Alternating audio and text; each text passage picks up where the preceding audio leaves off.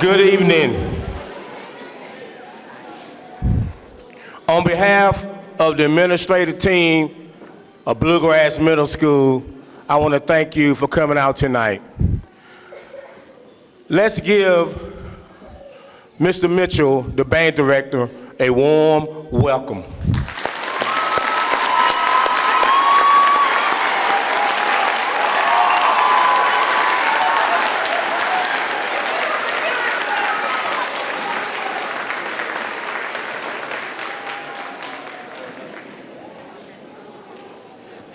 Good evening, everybody. Welcome to our annual winter concert. We're going to start this evening's concert with our 6th grade beginning band students. So all of the students you see on stage right now, this is their first year in the band program. We do something pretty special for our first concert. What we do instead of a traditional concert for our youngest students is we do a demonstration concert. So what we're going to do is we're going to demonstrate for you what we learned from the beginning of the school year up until this point, step by step, so you can follow along in their journey and see what they went through since August. The first thing I'm going to have the students demonstrate for you is something that we learn at the beginning of the school year. So when students start band, there's a lot of things that they have to learn to do.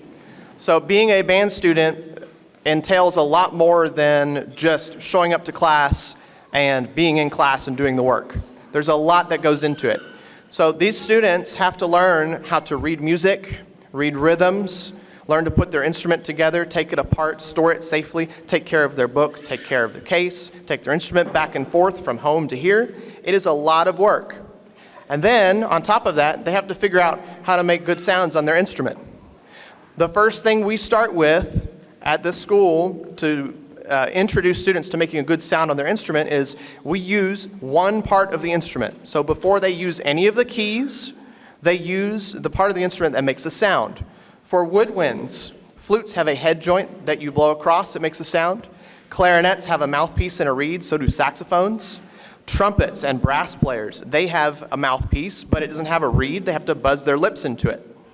So I'm going to have the students demonstrate for you how we practice making some of our first sounds.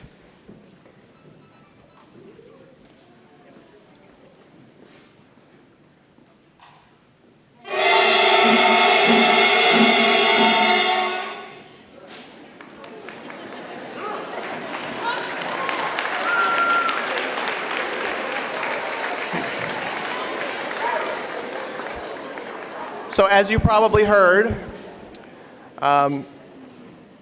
I have to put up with that for a few weeks. It doesn't get any more comfortable as the years go on. But for a few weeks, that's all we do. We practice playing on our mouthpiece, just like that, all class long, for an hour at a time, until it gets better and better and better. The reason that I'm able to put up with it is because I know what's coming next. I know how much improvement they're going to make. Shortly after we learn to make sounds like that, we put that to our instrument and we learn a few notes. So the book they use starts very easy. It starts with 3 notes. The 3 notes that they're going to demonstrate for you are concert D, concert C, and concert B flat. Those are the 3 notes we learn first. Each of them has a different way it's written in their book, but each of them understands how to play it. So now we're going to demonstrate for you the 3 notes that we learned first. And then we'll show you some songs that we can play using just those 3 notes.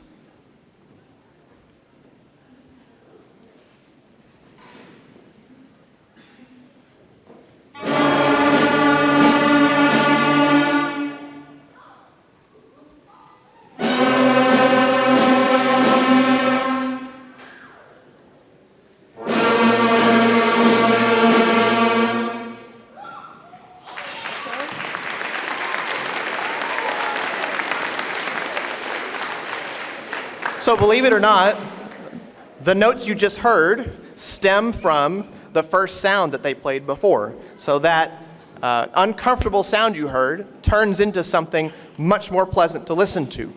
So we get really good at those 3 notes, and then we play a few songs. We're going to play 3 songs for you using just those 3 notes.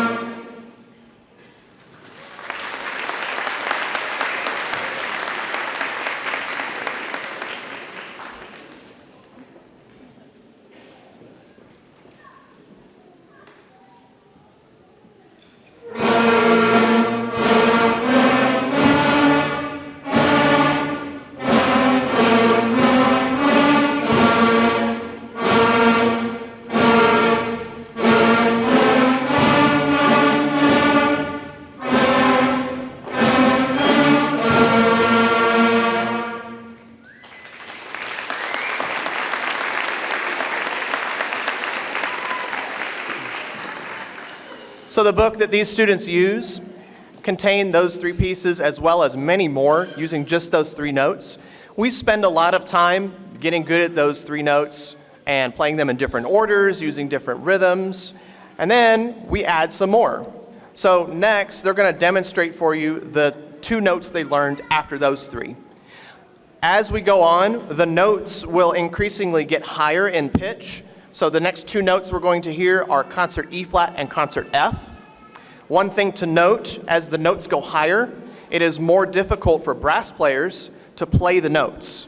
So as we move on and add more notes, it gets more difficult for brass players to play what's being asked of them. So it takes some time for them to develop that sound correctly.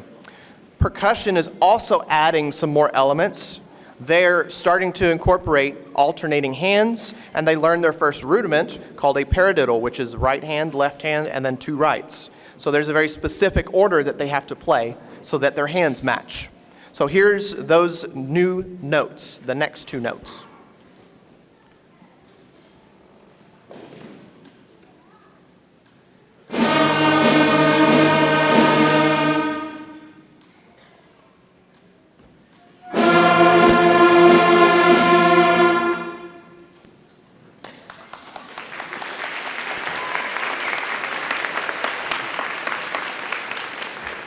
When we add those 2 new notes to the 3 we learned before, we're up to 5 notes, and with those 5 notes, that unlocks more music that we can play. So the more notes they know, the more possibilities they have in their music. So we're going to play 2 pieces that use those 5 notes.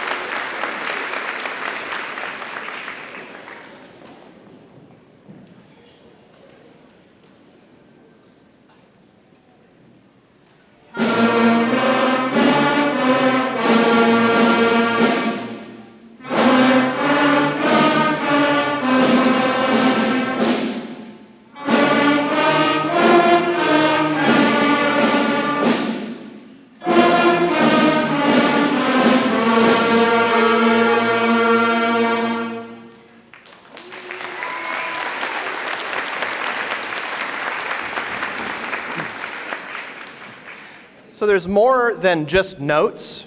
On top of learning notes and how to play them on their instrument, they also have to learn how to play different rhythms. They also learn some musical terminology. That last piece you just heard, at the end, there's something called a fermata, so they have to hold the note. There's a lot of moving parts when it comes to learning to play an instrument. And remember, these students start in August playing their instrument with usually no prior experience. So everything they're learning is from scratch. So it would be like waiting until middle school to take your first math class. So that's the kind of level they start at. So my job is to get them caught up very quickly. This activity is one of the very few things that happens in schools where the person who teaches the class also has to design the curriculum, select the outcomes, pace the curriculum, and make all of the educational decisions for the students to best serve them. So these students work very hard to get caught up very quickly because they haven't played an instrument before. By the time they get to 7th and 8th grade, they're playing literature that most middle schools and some high schools are playing. So the amount of learning that happens in the band room is really humbling for me because I understand it very well, but to see that so quickly, it amazes me every time. Every year, I'm amazed at how quickly It's very impressive. So after those 5 notes, we do add another note. This one's even higher than the last one we learned, so it gets harder for brass. For percussion, we add multiple bounce strokes, which is where they drop the drumstick on the drum head and it bounces a couple times, which leads us into drum rolls. So there's a lot of things they're learning. We're going to demonstrate that next note for you, the note they learn next.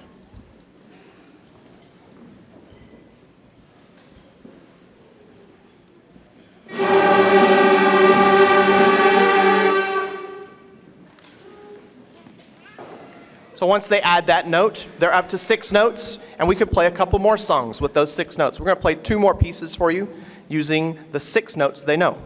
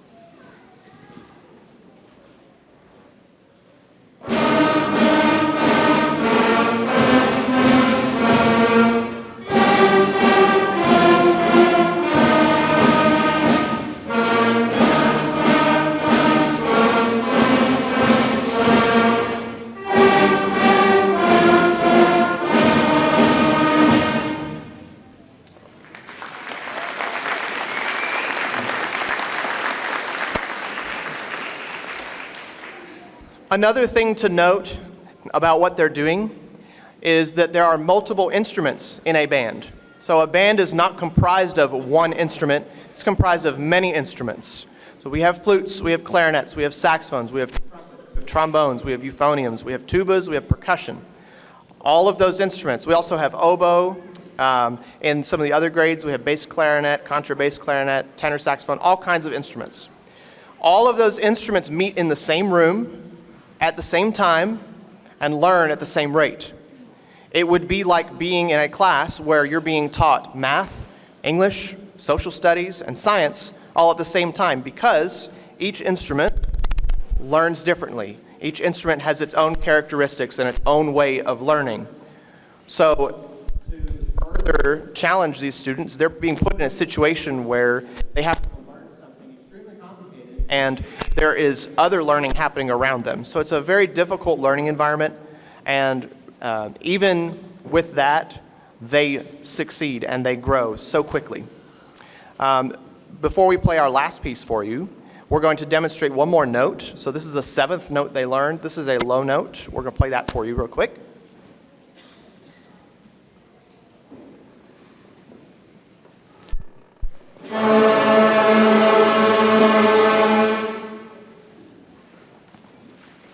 Now that we know 7 notes, we can play our last piece for you. This last piece also uses some new techniques. Up until this point, you've heard the students play the same part at the same time. It's what we would call unison. This piece does not use unison. Everybody plays a different part. So there's multiple parts happening at the same time, which makes it even more challenging. So we're going to finish the 6th grade portion of the concert with this piece. I think you'll recognize it.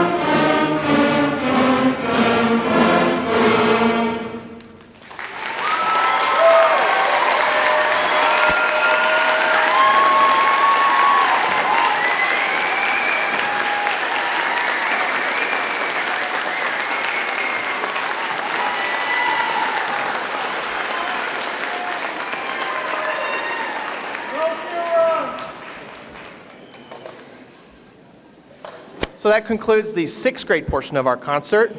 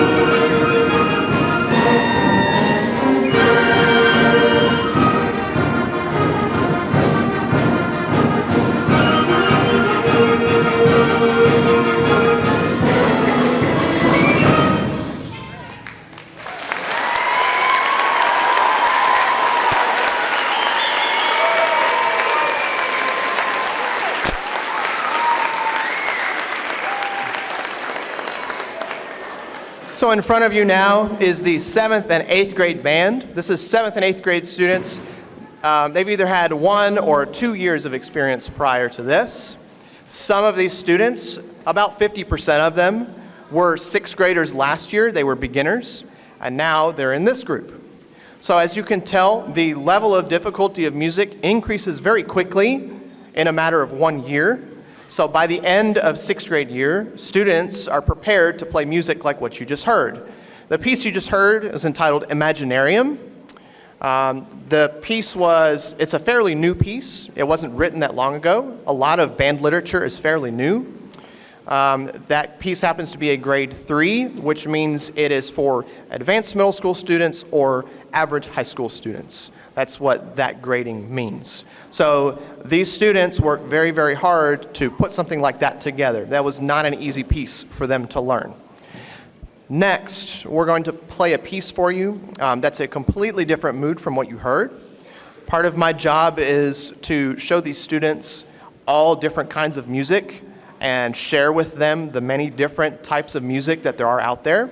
The next piece is very slow, very soft, very lyrical, and it teaches the students to play with emotion and really focus on every sound that comes out of their instrument. So it requires a great deal of effort and musicianship for them to play something like this. This next piece is entitled Rippling Watercolors.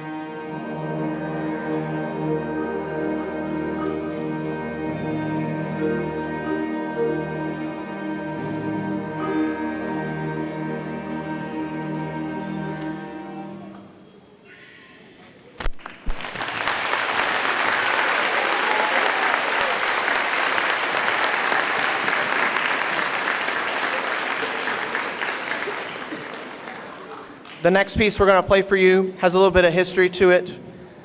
This piece is entitled Celtic Air and Dance. So what this piece does is it demonstrates a couple of Celtic folk songs. The first one is The Parting Glass, and then after that there are two dances that happen. This piece progressively gets faster. So The Parting Glass is a lyrical folk song, and then the two Celtic dances that come after are slightly faster than the beginning. So this is Celtic Air and Dance.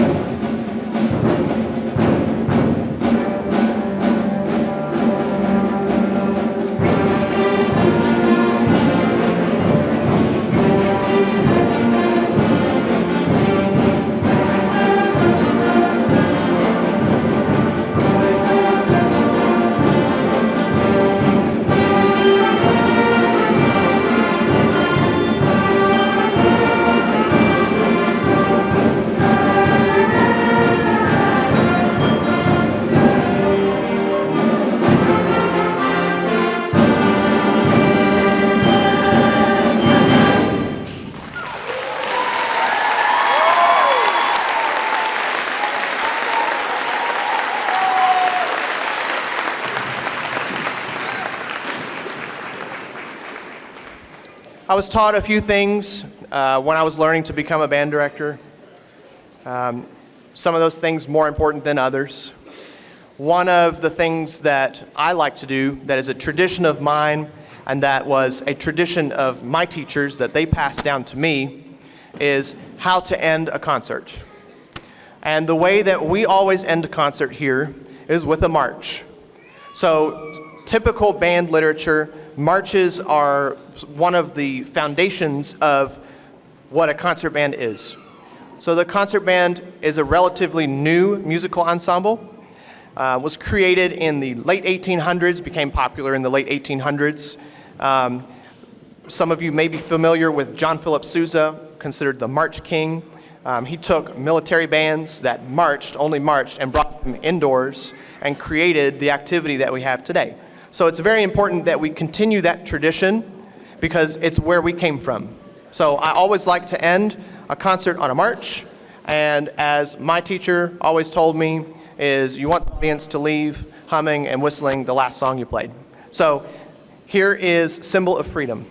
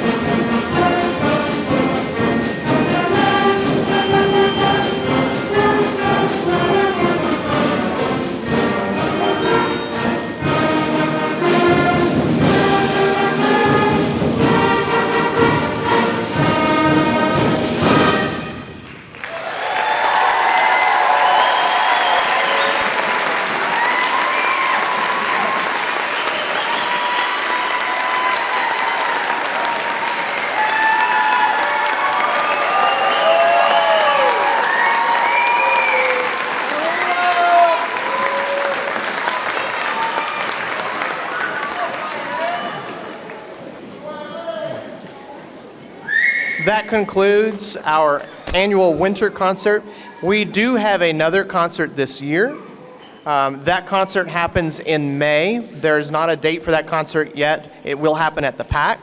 It is what we would consider our spring concert. We do a winter and a spring concert every year. So stay tuned for details on that concert. That one's going to happen at the PAC. Thank you all so much for coming out tonight. Thank you so much for supporting your students and learning to play an instrument and learning music. And travel safe.